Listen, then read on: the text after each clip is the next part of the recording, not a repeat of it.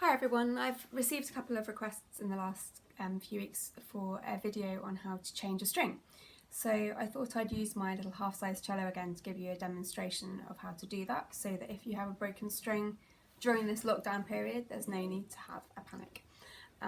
So hopefully this will help you. I've chosen to change the G string on this cello because it's the easiest one to see, I think, in the peg box.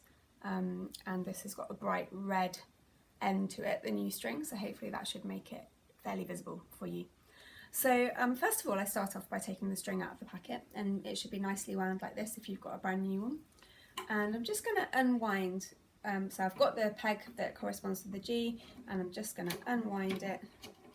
If the other three strings have tension on them, then you shouldn't have a problem when you're changing a string.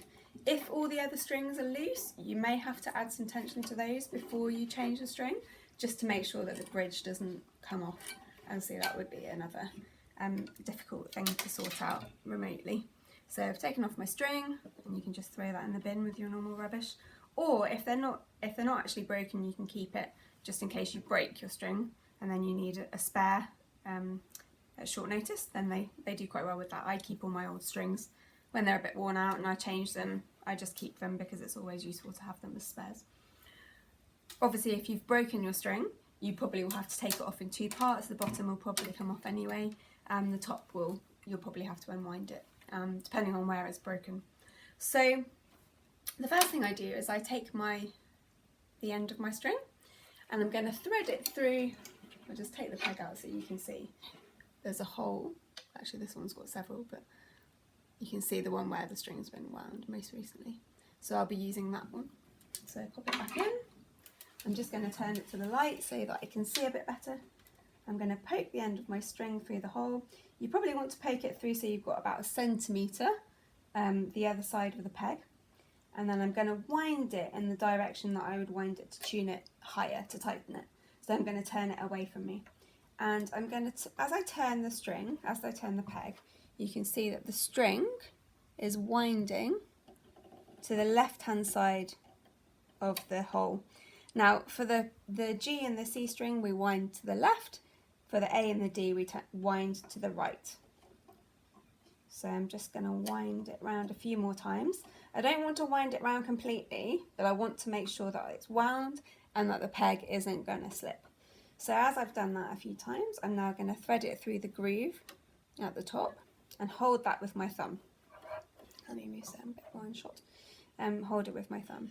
Then I'm going to follow the thread down until I get to the bottom. And when I get to the bottom, I'm going to hook the ball, which is the metal bit at the end, through the groove in the adjuster.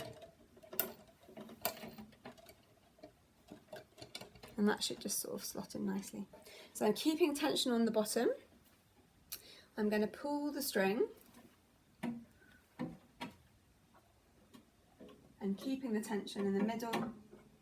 I'm going to wind, making sure that this top is in the groove here and that the bottom is in the groove on the bridge. And I'm just going to gradually wind. So it's important to keep the tension on it the whole time, just so that it doesn't unwind at the top. So just checking everything's where it ought to be. This one's in this groove, this is in the groove in the bridge, and this is in the groove on the nut, which is the bit that goes across. And then winding the string, I'm just going to give it a good push. Hopefully, fingers crossed, it will stay. And then you can tune your cello as normal. The A string and the D string are more likely to break just because they're thinner strings. The C rarely breaks, but it does sometimes sound a bit naff, so you might want to change it anyway, but perhaps I wouldn't recommend it this time. If you have any other questions, please just ask. Okay, thanks, bye.